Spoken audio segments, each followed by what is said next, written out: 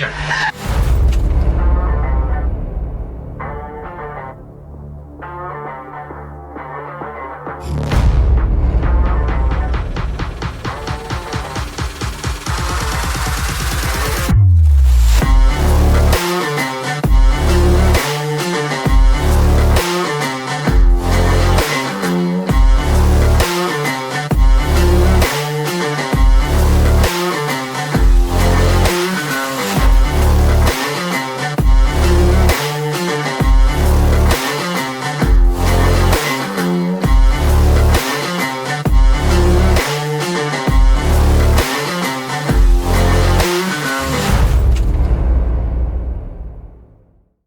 Salut tout le monde, salut les cinéphiles, bienvenue pour une nouvelle critique.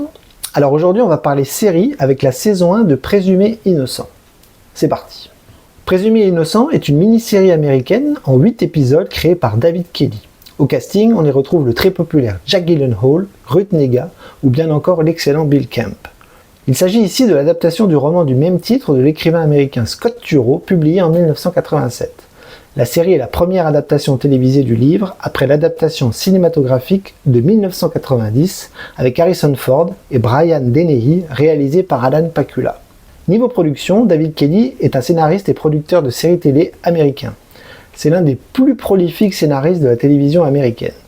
Côté histoire, un brillant procureur se retrouve tout à coup accusé du meurtre d'une jeune et ambitieuse collègue avec laquelle il vient d'avoir une relation. Alors, est-ce que j'ai aimé ou est-ce que je n'ai pas aimé la saison 1 de Présumé Innocent ? Eh bien, je dois dire que j'ai trouvé ça plutôt moyen. Beaucoup de qualités ici et là, mais aussi beaucoup de défauts qui me font dire que la série a tendance à se prendre les pieds dans le tapis côté scénario. Beaucoup de ficelles narratives tirées qui ne fonctionnent pas à mes yeux.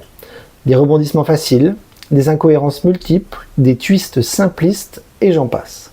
Au niveau des thèmes abordés, il y en a plusieurs intéressants comme le rapport à la justice et à l'injustice. Le spectateur est plongé dans une affaire de meurtre assez classique où le personnage principal se retrouve par la force des choses dans l'obligation de se défendre lui-même.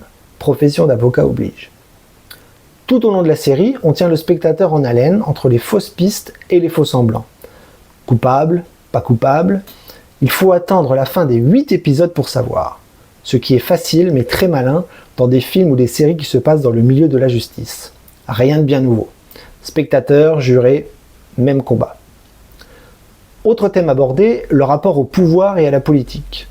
Certains personnages sont directement liés à des hautes sphères politiques et de pouvoir et on gravite au fil des épisodes autour d'un microcosme judiciaire où il faut sans cesse sauver les apparences. Les avocats jouent avec leur image, avec leur profession et avec une certaine notoriété à entretenir, quitte à briser les relations d'amitié entretenues les uns avec les autres. Cette affaire va commencer à faire vaciller un petit peu tout le monde et les masques vont finir par tomber. Tout comme les personnalités importantes gravitant autour de l'accusé. La série parle également de vérité et de perception de la vérité. Les scénaristes s'amusent sans cesse à plonger le spectateur dans une forme d'instabilité en ce qui concerne la réalité des faits. C'est lui, c'est pas lui, a-t-il tué, n'a-t-il pas tué ? Rien de bien nouveau dans ce genre de thriller judiciaire mais qui fonctionne toujours aussi bien, surtout dans un format série qui maintient le suspense jusqu'au bout du bout. Enfin, dans les différents thèmes abordés, la grande réussite de la série réside pour moi dans le traitement fait par les créateurs de la série de la famille. On y voit une famille soudée et forte, explosée par la trahison, l'infidélité et la vie privée exposée sur la place publique. Les scènes intimistes dans la maison, les dialogues de couple, les flashbacks avec la maîtresse, la pression du quotidien, les réactions des enfants ou les difficultés à gérer la pression liée au procès.